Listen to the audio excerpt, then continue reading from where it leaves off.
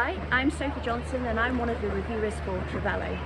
They've asked me to provide you with 5 swim tips for improving your front crawl technique. So I've swam since I was 4. I got into coaching around being a teenager, just very informally, and I've continued that on. Now I'm part of a triathlon club in South East London.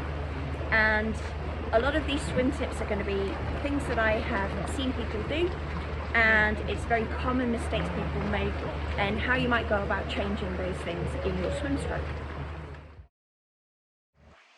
Now, most of the people I've coached recently have been triathletes, and let's be honest, a wetsuit hides a multitude of sins, especially when it comes to leg positioning.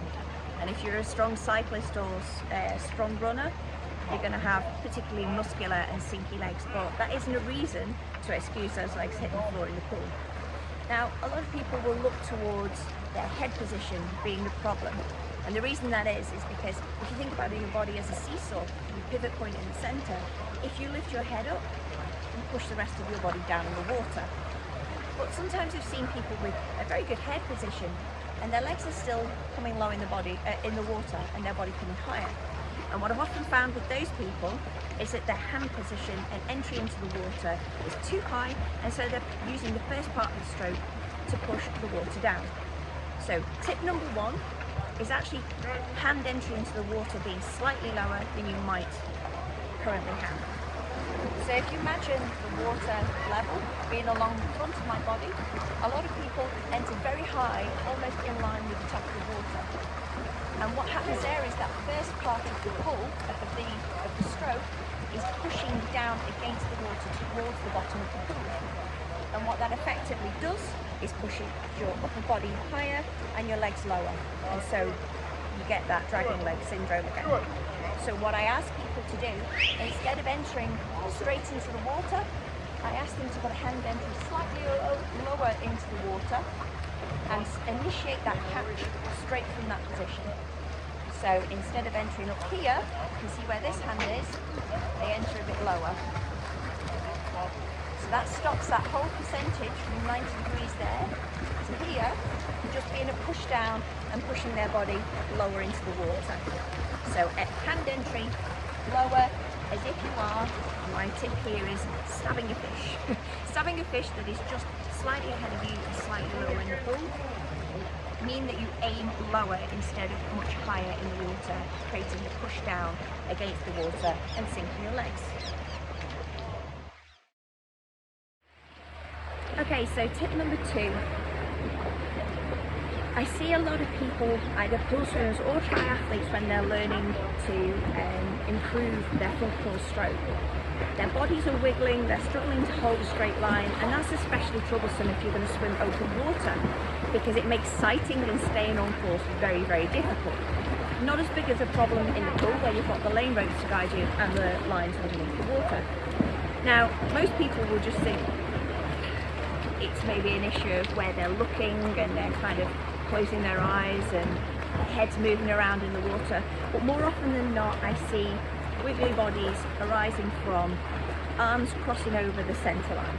So if I'm in the water, this is my centre line. Instead of this being the position that people enter their hand and push straight down their body and end here, what I see instead is cross over and push down, cross over and push down. So we're crossing over my centre line like this and like this and like this and like this. And what we're looking for is entry in line with the shoulders, like Superman. So what I tell people to do is push off the wall in a Superman position, and we just bake that in, pushing off the wall and floating in a Superman position. Arms not too high in the water, so in that nice position there, and actually learning to find their float point in the correct position. From there, one of the drills I will do with people, if they are crossing their arms over and leading to a wiggly body down below, is I call it the penguin drill. So I want you to put your arms out as wide as you possibly can, like you're trying to take up as much space in the pool as possible, even pointing to the opposite ends of the pool, opposite corners of the pool.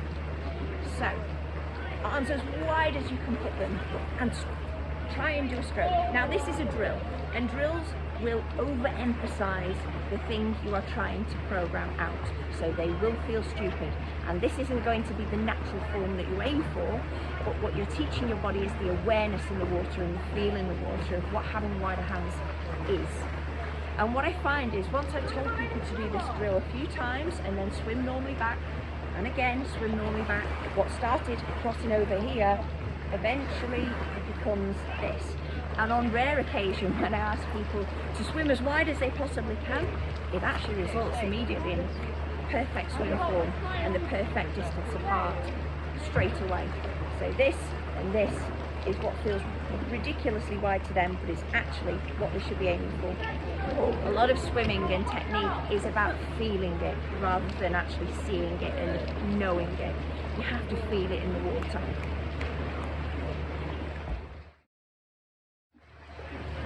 Tip number 3, only try and improve one thing in the stroke at a time. Swimming is a technique sport, so when you try and include too many things for your brain to think about at once, it tends to all turn to mush.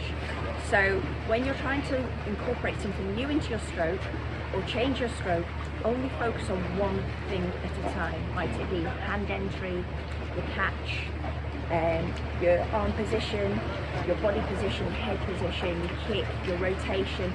Only choose one thing at a time and concentrate on it for at least 3-4 weeks until it has become muscle memory. And so I would say swim often while you are trying to change your stroke. Getting in the pool a few times a week is really going to help. And people talk about the feel for the water. It's about baking in that muscle memory, and swimming is one of the things that you can do a lot of, because it is both stretch and strength, and so you're not going to put too much load through your body by doing it nearly every other day or nearly every day if you can. So little and often, keep the feel for the water, but only ever try and improve one thing at a time.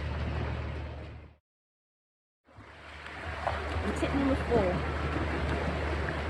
I observe a lot of people who have a very loose hand entry into the water, which results in something that I call caressing the water, and it looks beautiful, but it's not very powerful. And what I mean by this is, when the hand enters the water, it's not a strong paddle that is all the way here. This is your paddle force here.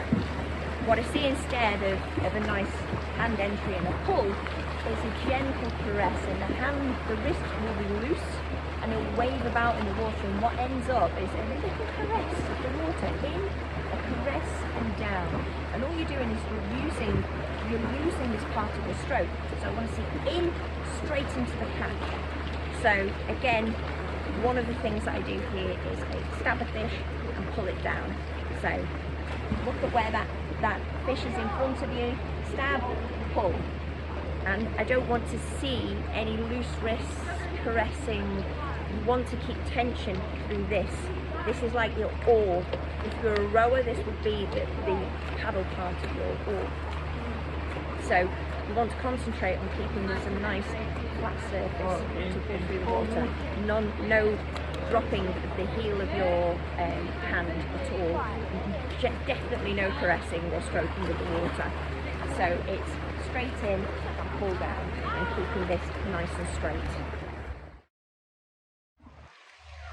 Tip number 5 is understand why you're doing the drill. I see a lot of people mindlessly just doing drills up and down, and they don't know the reason they're doing it, what the key aspect of that drill is. And if you want to get better, it's not just thousands of hours of practice, it's purposeful practice. And to be purposeful, you've got to understand why you're doing something. So understanding what your weaknesses are in your swim form, and then finding the right drills to correct that and practicing them with purpose. So no just touch, carry on. Why are you doing that? I don't know, it's a good thing to do. No, it's about rotation, it's about pausing, it's about holding your body position in the water. Unless you can answer those things, you're not getting the most out of that practice.